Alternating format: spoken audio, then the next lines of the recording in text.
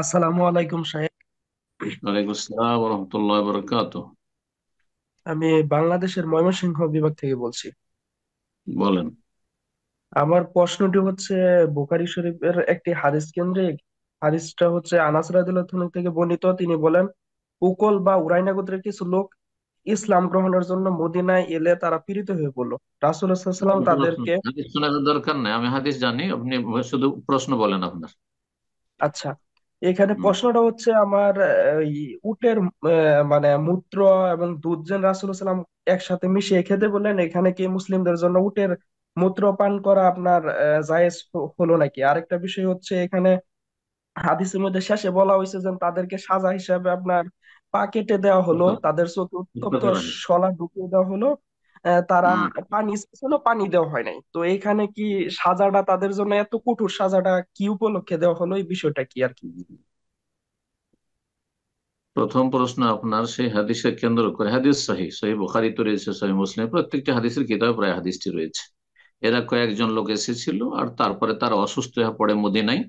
তখন তাদেরকে নবী সাল্লাল্লাহু আলাইহি ওয়াসাল্লাম চিকিৎসার জন্য বলেন যে তোমরা চলে যাও, এই যে জাকাত সাদাকার বাইতুল মালের ওট রয়েছে, সেখানে রাখাল রয়েছে, সেখানে চলে যাও। ইশরাবু মিন আবওয়ালি ওয়া আলবানিহা, সেখানে গিয়ে উটের দুধ পান করো এবং উটের পেশাব পান করো। সেই যুগে চিকিৎসার কোনো উন্নতি ছিল না, আর উটের পেশাবটাই তখনকার চিকিৎসা ছিল তাদের রোগের।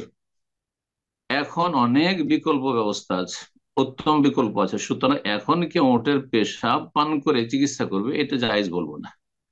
আর একটি ঘটনায় কয়েকজন শুধু লোককে এই চিকিৎসা নিতে বলেছেন, সেই জন্য সেটা বলবেন যে হিন্দুদের গোমূত্র পানের মতো না, মোটেই না। হিন্দুদের গোমূত্র তাদের কাছে পুত পবিত্র। হ্যাঁ, কিন্তু আমাদের কাছে ওটের পেশা পুত পবিত্র নয়।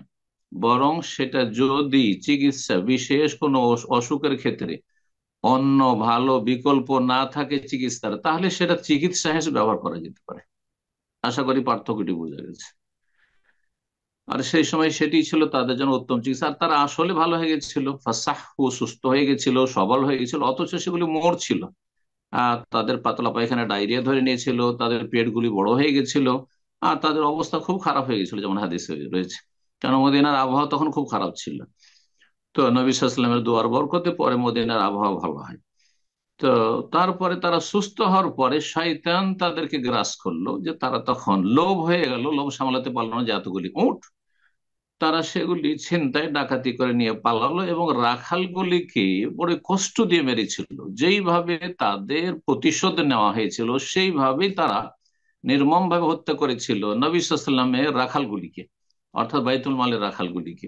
তাদের অঙ্গ কর্তন করেছিল, হ্যাঁ, নাক কেটেছিল, কান কেটেছিল, মুসলা করেছিল, এক কথা অঙ্গহানি করেছিল, এবং তাদেরকে নির্মমভাবে হত্যা করেছিল। তাদের পানির জন্য ছটফট করেছে, তাদেরকে পানি পান করতে দেয়নি।